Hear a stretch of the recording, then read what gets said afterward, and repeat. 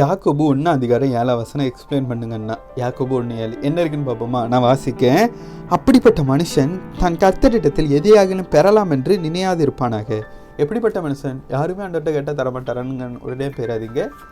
அதுக்கு முன்னாடி வசனத்தில் சொல்லுவார், அசுவிசுவாசமாக இருந்து கேட்டேன்னா உனக்கு கிடைக்காதுன்னு அந்த இடத்துல சொல்கிறாரு. எப்படி? இப்போது நான் ஒரு ஜெபம் பண்ணுறேன், சரி ஒரு எக்ஸாம்பிளுக்கு எனக்கு ஒரு ஃபோன் வேணும்னா ஒரு ப்ரேயர் பண்ணுறேன், ஆண்டவர்கிட்ட ப்ரேயர் பண்ணுறேன். என்கிட்ட வாங்குறதுக்கு முழுசாக எதுவுமே இல்லை. ஆண்டவர்கிட்ட நான் ப்ரேயர் பண்ணேன், ஆண்டவரே எனக்கு ஒரு ஃபோன் வேணும், இந்த ஃபோன் வேணும்னா நான் ப்ரேயர் பண்ணுறேன். ஆனால் எனக்கு பின்னாடி யோசனை வருது, கிடைக்குமோ, ஆண்டவர் தருவாரோ, நமக்கு இதுக்கு வாழ்க்கையில் இதெல்லாம் கிடச்சிக்கிடுமோ, ஆண்டவர் இதெல்லாம் செஞ்சுருவாரா நமக்கு அப்படின்னு செகண்ட் யோசனை. ஆண்டவர் மேலேயே ரெண்டாவது யோசனை வந்துச்சுன்னா ஆண்டவர் சொல்கிறார், அப்படிப்பட்ட மனுஷன் என்கிட்ட நீ எதையாச்சும் வாங்கணும்னு நினச்சிக்கிட்டு மட்டும் இருந்துடாதுன்னு சொல்கிறாரு. அவர் மேலே விசுவாசமாக யோசிக்கக்கூடாது. ஆண்டவர் செஞ்சு முடிப்பார், இல்லாத இடத்துல செஞ்சு முடிப்பார், தண்ணீரை ரெண்டாக பிளப்பார். அவரால் முடியாத காரியம் இந்த உலகத்தில் எதுவுமே கிடையாது. இப்போவுமே அவரால் முடிஞ்சாலும் அந்த பூமியும் இப்படிங்கிறதுக்குள்ளே உடனே அழிச்சு போட முடியும். ஆனாலும் அவர் இந்த பாவத்தெல்லாம் பார்த்தாலும் அவர் வச்சுருக்காரு, பிள்ளைகள் மறந்துடணும், என்கிட்ட சேரும்னு ஆண்டவர் வச்சுருக்காரு. அப்படின்னா நம்ம என்ன செய்யணும்? விசுவாசத்தோடு கேட்கணும்.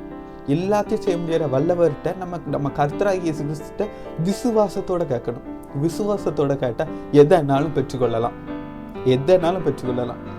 போன உயிரேனாலும் பெற்றுக்கொள்ளலாம். ஆண்டவர்கிட்ட விசுவாசத்தோடு கேட்டால் கண்டிப்பாக ஆண்டவர் எதனாலும் உங்களுக்கு செய்து முடிப்பார்.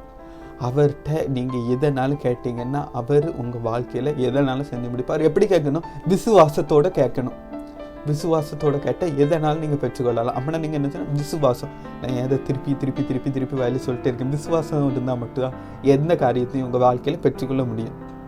விசுவாசம் இல்லாமல் ஆண்டவர்கிட்ட போய் கேட்டால் ஏன்டா நீ அப்படி வந்தெல்லாம் ஒன்றும் வாங்கிட முடியாதுன்னு ஆண்டவரே சொல்கிறார். அப்படின்னா நம்ம என்ன செய்யணும்? விசுவாசத்தோடு அவர்கிட்ட கேளுங்க, எதனாலும் பெற்றுக்கொள்ளுங்க. இதை தான் அந்த வசனத்தில் சொல்லியிருக்கேன். இதுமாதிரி பைபிளில் வசனம் எதுவும் புரியலை, கேள்வி எதுவும் இருக்குது, உங்களுக்கு சாட்சி எதுவும் சொல்லணும், இல்லைன்னா உங்களுக்கு ஜெபம் எதுவும் பண்ணணும்னா கமெண்ட் பண்ணுங்கள், இல்லை மெசேஜ் பண்ணுங்கள். ஆண்டவர் குருவில் அதுக்காக உங்களுக்கு ஒரு வீடியோ போடுறேன். ஆமென்.